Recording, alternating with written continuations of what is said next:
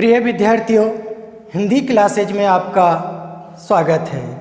आज हमारा विषय है वर्ण विचार। आज हम स्वरों का वर्गीकरण पढ़ेंगे। सबसे पहले पढ़ेंगे उच्चारण मात्रा के आधार पर स्वरों का वर्गीकरण। उच्चारण मात्रा के आधार पर स्वरों को 3 भागों में वर्गीकृत किया गया है। पहला है ह्रस्व स्वर या ह्रस्व स्वर, दूसरा है दीर्घ स्वर और तीसरा है प्लुत स्वर। सबसे पहले हम पढ़ेंगे ह्रस्व स्वर। ह्रस्व स्वर या ह्रस्व स्वर कहते किसे हैं, ह्रस्व स्वर या ह्रस्व स्वर होते क्या हैं, तो यहाँ पर इनकी परिभाषा है। वे स्वर जिनके उच्चारण में एक मात्रा का समय लगता है उन्हें ह्रस्व या ह्रस्व स्वर कहते हैं। जैसे अ, ई, उ और री। ह्रस्व स्वरों की संख्या 4 होती है। इनकी मात्रा लघु होती है और इनकी मात्रा लघु होती है।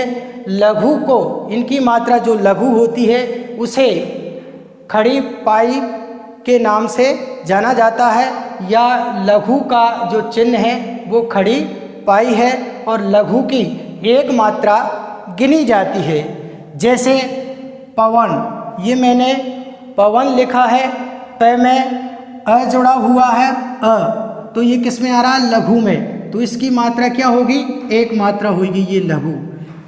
इसी तरीके से वह में अ स्वर जुड़ा हुआ है और अ स्वर कहाँ पर आ रहा है, ह्रस्व स्वर या ह्रस्व स्वर में, तो इसकी मात्रा एक गिनी जाएगी। ये लघु है, लघु को खड़ी पाई इसका चिन्ह है। इसी तरीके से न में अ की मात्रा जुड़ी हुई है तो इसे भी लघु गिना जाएगा।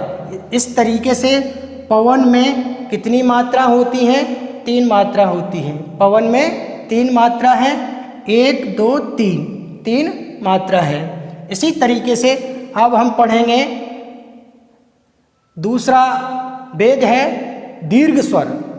सबसे पहले हम ये जानेंगे कि दीर्घ स्वर होते क्या है, दीर्घ स्वर कहते किसे हैं। तो यहाँ पर इस दीर्घ स्वर की परिभाषा है, वे स्वर जिनके उच्चारण में 2 मात्रा का समय लगता है उन्हें दीर्घ स्वर कहते हैं। जैसे आ, ई, उ, ए, ऐ, ओ, औ। ये दीर्घ स्वर हैं। इनकी संख्या 7 होती है और इनकी मात्रा गुरु होती है। इनकी मात्रा गुरु होती है। गुरु को अंग्रेजी के एस के नाम से पहचाना जाता है या जाना जाता है।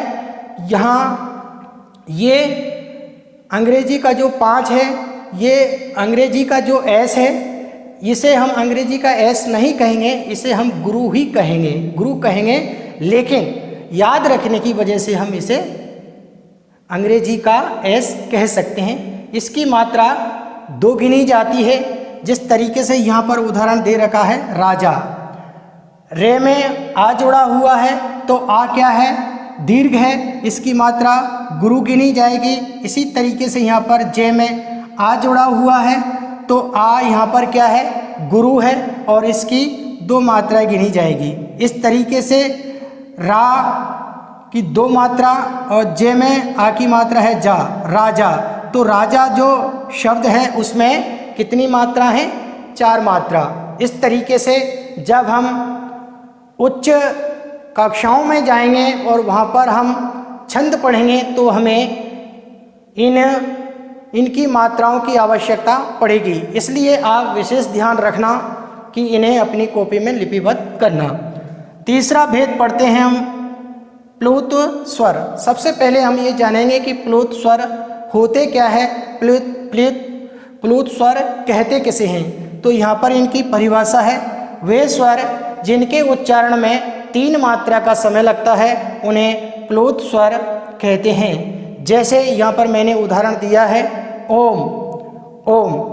तो यहाँ पर ओ के पीछे ये हिंदी का 3 लिखा हुआ है, ये हिंदी का 3 लिखा हुआ है।